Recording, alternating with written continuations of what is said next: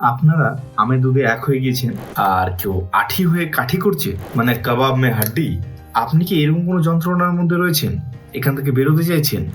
একটা পরীক্ষিত ও প্রভাবশালী তন্ত্র প্রয়োগের কথা বলছি, মনে বিশ্বাস রেখে আত্মবিশ্বাসের সঙ্গে করুন।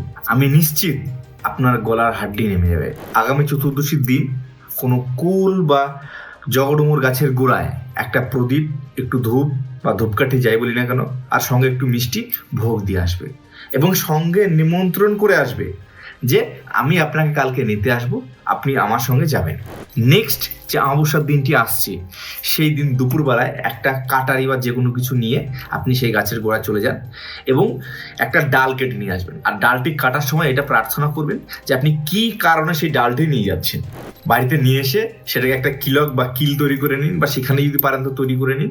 আপনার যে কাঠি করছে না, তার বাড়িটা চিনে রাখবেন আগে থেকেই, তার বাড়ি থেকে ওটা কোনোভাবে পুঁতে দিয়ে আসতে পারে। বাকি কথাটা আমাকে বলতে হবে না, আপনি নিজে দেখে নেবেন প্রয়োগ করে। তবে সবশেষে একটা গুরুত্বপূর্ণ কথা বলছি, যদি সেই ব্যক্তি আপনার কোনো ক্ষতি না করে থাকে, তারপর যদি আপনি তার উপর নিজের শত্রুতা বশত আপনি তার উপর এই প্রয়োগটি করেন, কোনো ফল আসবে না। জয় মাতারা, জয় মা কামাখ্যা।